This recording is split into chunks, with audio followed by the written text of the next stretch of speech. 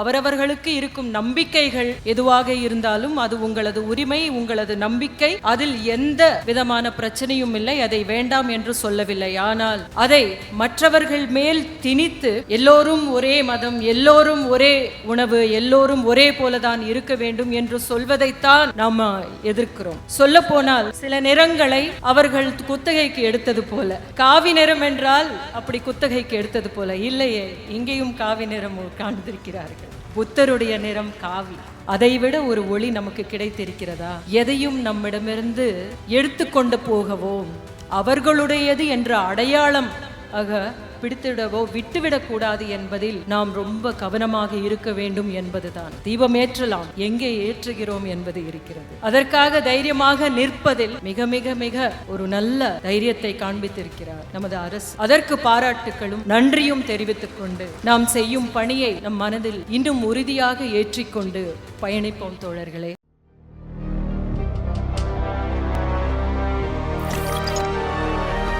எப்பொழுதும் நம்மை பதற்றத்திலேயே வைத்து கொண்டிருக்கும் இந்த காலத்தில் இப்படியான குரல்கள் மிக முக்கியமான குரல்களாக இருக்கின்றன.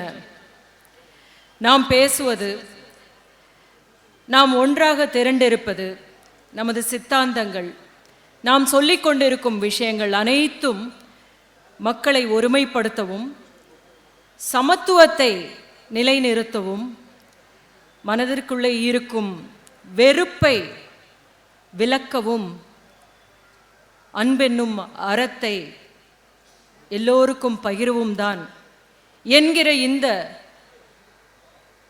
முழக்கம், இந்த பயணம் நிறைய பேருக்கு மிகப்பெரிய அச்சுறுத்தலாக இருக்கிறது. இந்த அச்சுறுத்தலின் பேரில் தான் எப்பொழுதும் எதையாவது செய்து கொண்டு நாம் சொல்கிறது என்ன? சமத்துவமாக எல்லோரையும் பார்க்க வேண்டும் என்பது. அவரவர்களுக்கு இருக்கும் நம்பிக்கைகள் எதுவாக இருந்தாலும் அது உங்களது உரிமை, உங்களது நம்பிக்கை. அதில் எந்த விதமான பிரச்சனையும் இல்லை. அதை வேண்டாம் என்று சொல்லவில்லை. ஆனால் அதை மற்றவர்கள் மேல் திணித்து எல்லோரும் ஒரே மதம், எல்லோரும் ஒரே உணவு, எல்லோரும் ஒரே போலதான் இருக்க வேண்டும் என்று சொல்வதைத்தான் நாம் எதிர்க்கிறோம். இந்த நிகழ்விலே மிக முக்கியமாக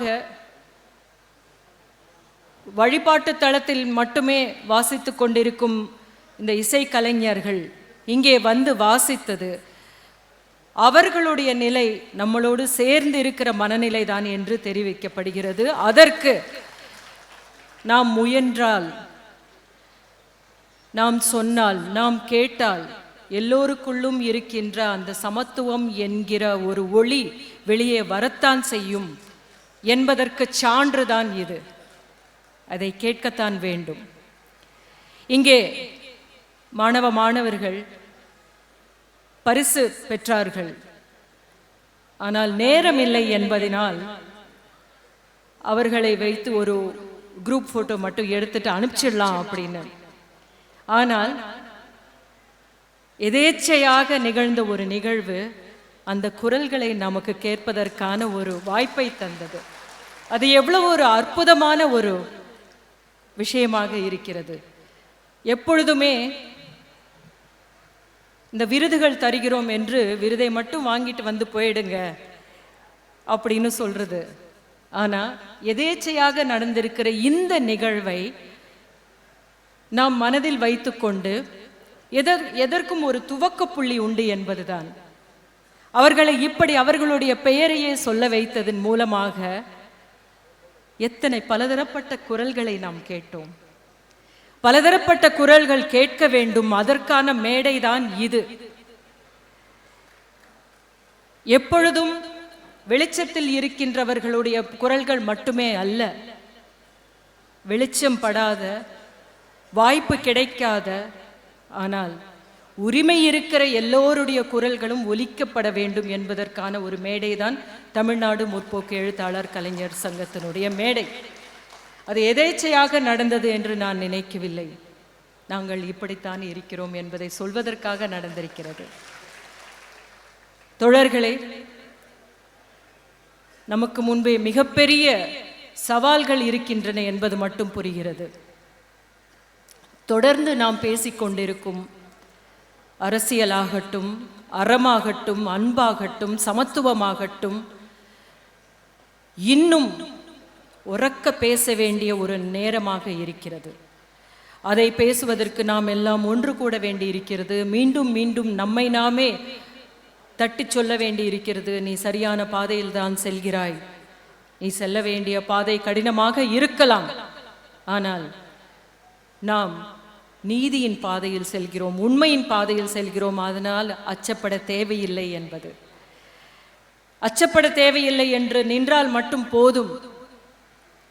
எல்லோருக்குமான நியாயத்தை நாம் பெற்றுவிட முடியும் என்பதற்கு நேற்று நடந்த ஒரு சம்பவம் ஒரு சான்று. இப்படி எத்தனையோ அச்சுறுத்தல்கள் வரவிருக்கின்றன என்பது மட்டும் புரிகிறது.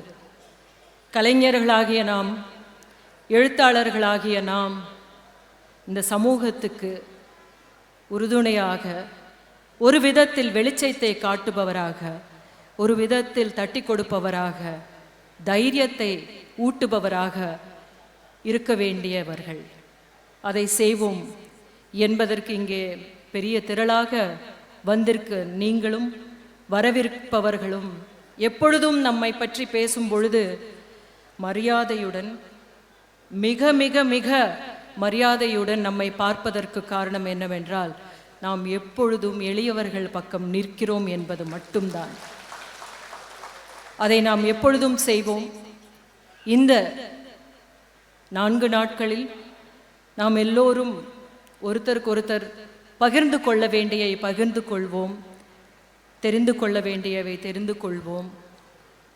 முன்னேறி செல்வதற்கு, எல்லோருக்கும் வெளிச்சமாக இருப்பதற்கான மிகப்பெரிய வெளிச்சம் இந்த மண்ணும் தந்திருக்கிறது, நமது முன்னோடிகளும் தந்திருக்கிறார்கள். சமீபத்தில் ஜீவா அவர்களுடைய ஒலிநாடாவை தேடி பிடித்து எல்லோருக்கும் கொடுத்தார்கள். அதை கேட்பதற்கான ஒரு வாய்ப்பு கேட்டது. ஜீவா அவர்களுடைய பேச்சுக்களை பற்றி கேட்டிருக்கிறேன், அவருடைய ஆளுமை பற்றி கேட்டிருக்கிறேன். ஆனால் அவர்களுடைய குரலில், அவருடைய பேச்சை கேட்கும்போது பெற்ற எழுச்சி என்பது அது விவரிக்க முடியாத ஒரு எழுச்சி. அந்த குரல் ஏன் அப்படி ஒலித்தது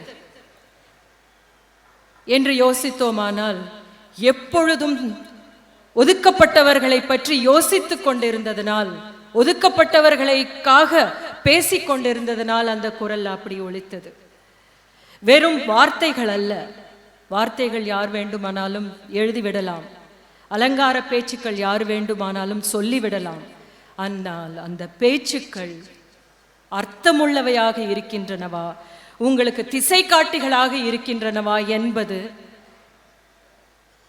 அவர்களுடைய எண்ணங்களிலிருந்து உதிக்கின்ற ஒன்று.